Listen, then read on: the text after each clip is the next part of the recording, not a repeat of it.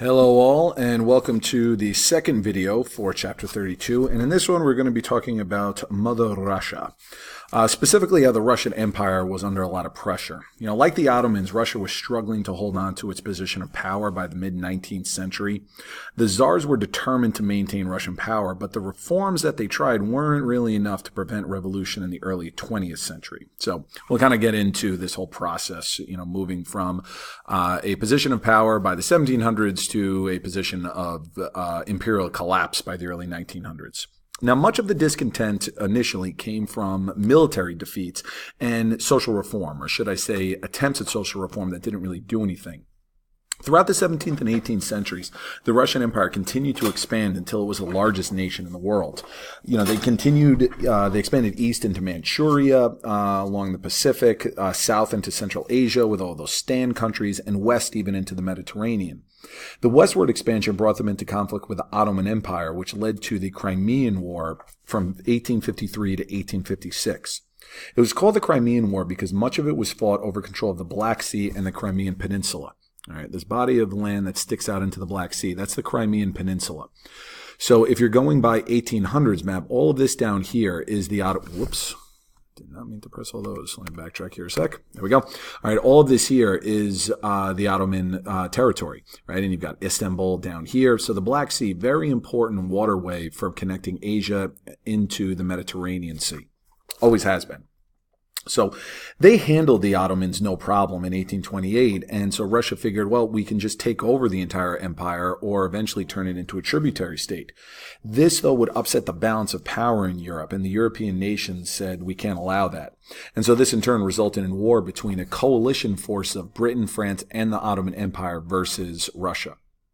So Russia handled the weak Ottomans no problem, but this war showed how they couldn't match up against fully industrialized powers like Britain and France. Russia was humiliated and its weaknesses exposed, and it forced the Tsars to look into reforms.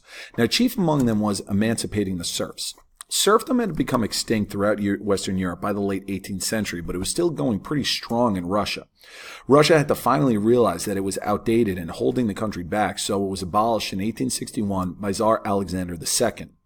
Even though they were emancipated, the serfs were given nothing to help themselves to better their lives. It was very similar to what we saw with the emancipation of slaves in the 1870s and 1880s in the southern states of the U.S. Just because they were given their liberty didn't mean that all of a sudden they were going to have access to good jobs, better education, and equal status. So similar thing that you saw with the serfs. A few peasants were able to have better lives, but most were stuck in debt to wealthy landowners. Emancipation really didn't do much to help them, and it didn't do much to increase agricultural production either. Now, other reforms followed, though, such as the creation of, and I always mispronounce this, Zemstvos in 1864. Zemstvos are local assemblies of elected officials. Although it had representatives of all social classes, even peasants, they were dominated by the wealthy and completely under the authority of the Tsar. There were also legal reforms such as creating courts based on Western European models, trial by jury, and elected local law officers. Now, Russian industrialization, we talked a bit about this back in Chapter 30, but it was mostly a general overview and, mostly about the expansion of railroads. For this video, we're going to go into a bit more detail, specifically the government policies that promoted industrialization. The main architect of Russian industrialization is Sergei Witte. He was a minister of finance from 1892 to 1903, and his overall goal was to stimulate economic growth and get rid of old policies he felt were holding Russia back. His biggest accomplishment was the Trans-Siberian Railroad, but he also redid the banking system, supported Russian industry with protective tariffs, and gained large loans from European nations. The Witte system, however you pronounce it, worked for a while, but it couldn't eliminate industrial problems. Like in Western Europe, factory workers had very poor standard of living, were paid very low wages, and worked under rough conditions. Emancipated serfs struggled to adapt to industrial life in cities with all the new skills and the new schedules and so forth. Also, the government outlawed trade unions and strikes. All that being said, an emerging business elite was doing really well for itself thanks to government protection of business and industry. You see the photograph here where you have these gentlemen showing the combination of old school Russian styles of dress and beards with some of the new Western styles in there as well. Now, government repression and eventually revolution. Anti-government attitudes grew significantly during the late 19th century, eventually leading to widespread protest. Social unrest grew due to industrialization. Peasants still had little to no land they actually owned, and university intellectuals began seeking more substantial reforms. Many of these reformers were socialists. Some revolutionaries took an even more radical approach and became anarchists, which is opposed to all forms of government, but they were, generally speaking, in the minority. Radical socialists, though, who are a bit more common, they soon tried to rile up the peasants, which led to government repression. What followed with the government repression were things such as government censorship, use of secret police, and widespread arrests. An additional problem for the Tsarist government presented itself in non-Russian parts of the empire like Poland, the Baltic states, and Central Asia. Separatist movements began forming in these regions, prompting the Russian government to impose heavy-handed policies like mandating the only language spoken be Russian and restricting education. A big target for government repression were Jews, and the Russian government encouraged these things called pogroms.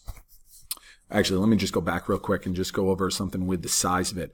Right, you look at the size of the Russian Empire at that point. Areas down in here with those Central Asian countries. Actually, let me change the color of this so that you can actually see. And I can't go. I'll go like this. There we go. Okay, so areas such as in here, where you got Poland, right? Your Central Asian countries down in here. Okay, places like Azerbaijan and Georgia and so forth. They were not Russian. Okay, they didn't speak Russian. They weren't part of the Russian Orthodox Church. So they looked at themselves as being different. Also, you did have some substantial Jewish communities, and they were targeted in these pogroms. Pogroms are anti-Jewish riots that destroy Jewish homes and resulted in thousands of deaths, aside from an awful lot of property loss as well. This forced many Russian and Eastern European Jews to migrate to Western Europe and the United States in the late 19th century. Now, all of these heightened tensions eventually gave way to more violent approaches, such as terrorism. Radical groups started to call for assassinating government officials. In 1879, terrorists exploded a bomb under Tsar Alexander II's carriage, killing him. Now remember, this was a Tsar who emancipated the serfs and implemented reforms. It wasn't enough for these radical groups, though. His assassination led to severe crackdowns and suppression. Nicholas II, his son, came to power after Alexander was killed and tried to distract the people from domestic problems by expanding Russian territory. Russia tried to conquer Korea and Manchuria, leading to the Russo-Japanese War. Now, by the late 1800s, Japan had established itself as a rising superpower in the Pacific, and it needed territory for its own industrialization and expansion. The war, which lasted from 1904 to 1905, was a humiliating defeat for Russia. These military feats, to a non-European people no less, brought about more discontent and triggered the Revolution of 1905. Workers here, a group of workers, marched on the Tsar's Winter Palace in St. Petersburg to try and convince the Tsar to make a more representative government. Government troops that were lining up to guard the palace panicked and opened fire, killing 130 people. The massacre, known as Bloody Sunday, caused uproar throughout the empire, and eventually labor strikes, peasant uprisings, student demonstration, and mutinies in the military. Urban workers began organizing themselves into councils known as Soviets to ensure their voice was heard. Now, these outbreaks of violence and reform forced the government to make some changes. The Tsar reluctantly created a national legislative assembly known as the Duma.